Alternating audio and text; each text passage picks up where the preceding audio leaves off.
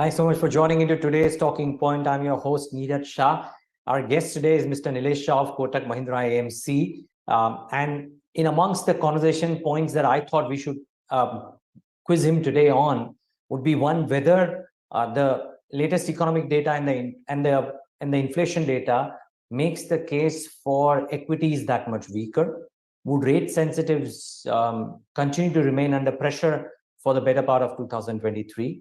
Would chemicals and pharmaceuticals continue to have a longer winter? Maybe he has a view there. We'll try and ask him on that. And we'll, of course, try and ask him about what does he see the global asset allocation to be like in a scenario like this in a disjointed world. Mr. Shah, good having you. Thanks so much for joining in. It's a pleasure talking to you always. Thank you, Neeraj, for inviting me over here. No, the pleasure is ours. Just wanted to start off by asking you, how do you see the global macros impacting all asset classes, simply because the trial balloon of peak rates and then a cut for now seems to have been punctured? So we believe globally central bankers will be walking left and talking right. They are acting like that proverbial joke where 4 people came out of the motor car which had shut down, and 2 people were from pushing behind, and 2 people were pushing from the front. On one side, central bankers have raised interest rates led by US Fed. Even Bank of Japan has moved a little bit. But at the same time, none of them are withdrawing liquidity at which they need to withdraw to control inflation. Fed, after adding more than $4.5 trillion of liquidity, has taken out about $500 billion of liquidity, keeping system surplus by more than $4 trillion from 2008 subprime crisis till COVID crisis. All the developed nations' central bank balance sheet, which had started coming down, has now started stagnating. We really don't know how this will end. In terms of commentary, we believe central bankers will push for rates higher and longer. But with the massive debt burden which their country, their government, and their citizens are having, will they be able to follow up on that warning? That remains doubtful. The market continues to play kabaddi match with US Fed. They are inverting the yield curve. The 10-year, the 30-year is lower than the 2-year. So how this entire game will play through, one really doesn't know. I just hope and pray that central bankers are like typical Hindi movie hero. They take the car to the cliff at high speed, and then they make a sharp U-turn. Let's hope and pray the central bankers don't crash the global car and will make sharp U-turn so that the debt burden does not end up crushing economies. Okay. So if it is that uncertain, how do you anticipate the scene in India could be if both of the things happen, which is that the macro data doesn't quite live up to the buoyant hopes and shows some chinks in the armor, but there is also the issue of the currency or the interest rate differentials that Indian central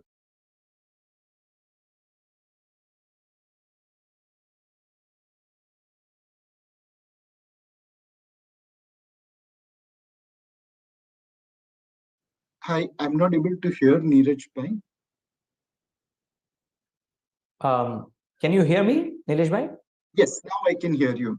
Okay, sorry, I don't know how it went through. But nevertheless, what I was asking you was, how do you foresee the Indian central bank's actions in this regard of uncertainty that you spoke about? And what is the impact on risk assets like equities in such a scenario?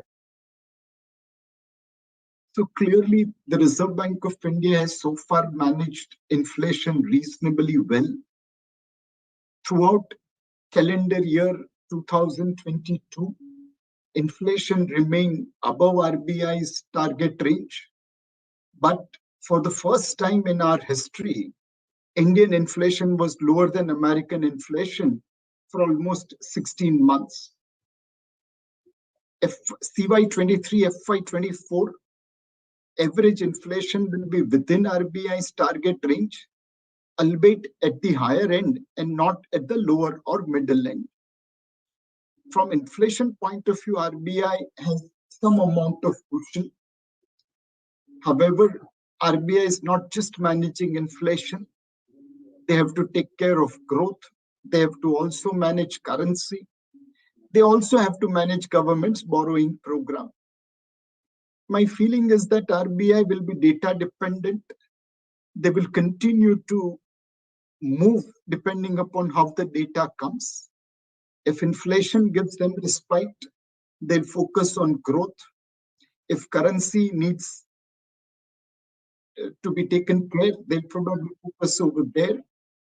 And if our government borrowing program requires RBI's intervention, which is most likely to be the case in FY24, they'll intervene there.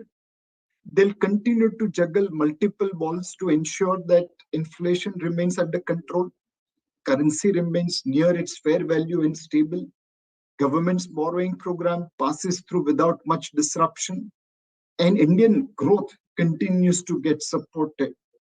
It's a tall task, but then if RBI is betting like Surya Kumar Yadav, why shouldn't I expect them to score at 150% strike rate and hitting fours and sixes at will? Okay, so despite the difficulties, you reckon that much of these issues that you spoke about would be manageable in 2023? Undoubtedly. But Neeraj bhai, it's not that we are sitting on bed of roses. There are some thoughts. There are some chinks in our armor. The first and the most important is slowdown in consumption. For almost 9 months in a row, we are seeing negative volume growth for listed FMCG companies. Rural has been negative consistently. Urban is going up as well as down. Clearly, bottom of the pyramid in terms of consumption is slowing down. Now, is it impact of inflation? Is it impact of COVID? Is it impact of repairing of balance sheet because they would have survived COVID by borrowing money, by pledging their jewelry and assets? Or is it the rise of unorganized sector, which is taking away market share from organized sector? I really don't know. But clearly, there is a cause of concern on the consumption at the bottom end. The second worry for us remains energy prices. Today, energy prices are in 2 digits. We are in a better shape. Tomorrow, energy prices goes in 3 digits. We will be under pressure. The third thing is our current account deficit. Except for last month, for almost a year before, we were running trade deficit and balance of payment, which was way beyond our comfort. Fortunately, in the month of Jan, there is a ray of hope where sharp drop in imports and surge in services exports has narrowed down trade deficit well below our manageable level. I think India is in a great position. It's an oasis in the global desert. But if there is a sandstorm blowing out in the desert, some sand will get deposited into our oasis. If we can manage the chinks in our armor, which is consumption at the bottom end, which is energy prices, and which is the trade deficit, then once the sandstorm blows over, we'll be in a far better shape. In which case, what about equities? After 18 odd months of near flatline performance, the recent investors not seen cycles might have been hoping that there will be some bit of an uptick, but it seems to be a difficult year for world equities by and large. You reckon it could be yet another year of near flatline performance? We believe, Neeraj bhai, equities will be driven by events. There is Russia, Ukraine, energy prices, and US Fed pivot. which will continue to impact our market. There is corporate results, which in September and December 22 quarters were little below expectations. There is RBI's pivot. And finally, we have May 24 general election. With all these events lined up, it's difficult to take a call whether markets will go up, down, or remain stable. The fair value of the market is somewhere around current level based on our historical averages. Maybe we are at a marginal premium, but somewhere around historical averages. But it is the other markets which have fallen down below their historical averages, and that has made Look India expensive. Clearly, active fund managers on the foreign portfolio side are selling India to buy cheaper markets like South Korea, Taiwan, China. In this growth versus valuation paradox, long-term investors will buy India on correction as valuation becomes reasonable. The tactical short-term investors will book profit from India because it looks expensive vis-a-vis peer group. My feeling is that from here till May 24, we are a buy on dips market. We are a market where it may not be worth leveraging at this level, not even having overweight to equity at this level. Keep some dry powder ready and use it wisely whenever correction occurs. If events turn positive, markets can deliver better return. If events turn negative, markets will deliver negative return. Got it. One final question, and that would be on what could drive the markets post that. So I heard you say that it will be an events-driven period till May 2024, assuming that the election verdict in May 2024 is something that the market likes as well, Mr. Shah. And if the markets have not done too much until then it's nearly 30 odd months of flatline performance, while earnings would have compounded hopefully and reached that 1,000 mark for the Nifty. Do you think at those levels the markets become very attractive, or would it also be dependent on what the world events are at that point of time? Now, Neeraj bhai, while we will be driven over longer period of time based on our fundamentals, we can't wish away how the world operates. Now, if rest of the world continues to trade at 1/3 and 1/2 India valuation, then it doesn't matter what we are doing. There will be always tactical short-term plays where people will go to cheaper markets. I think India has to focus on three things.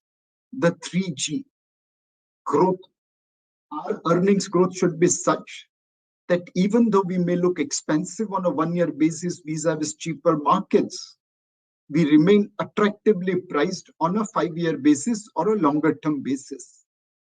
I must ensure that my earnings growth is such that while short-term players may think I am expensive, long-term investors will believe I am still cheaper on a longer-term basis. The second thing is governance. Today, in China, the top technology banker has gone missing. In Russia, people who criticize governments fell down from hospital window and died, no matter whether they were chairman of the largest private sector oil company. Compared to them, our governance standards are far, far superior. We must maintain that lead. And the third G is green. There are very few emerging market countries which is taking responsibility of environment. Not only India attended and committed in COP26, it is also taking several steps on renewable energy. One of the largest petrochemical company in India is talking about net zero carbon by 2035. This combination of 3G, green, growth, and governance put together will make India case a very, very compelling case to invest. Well, let's hope it stays that way and improves even further. Mr. Neelash, such a pleasure talking to you. Thank you for taking the time out and being with us today on Talking Point. Thank you.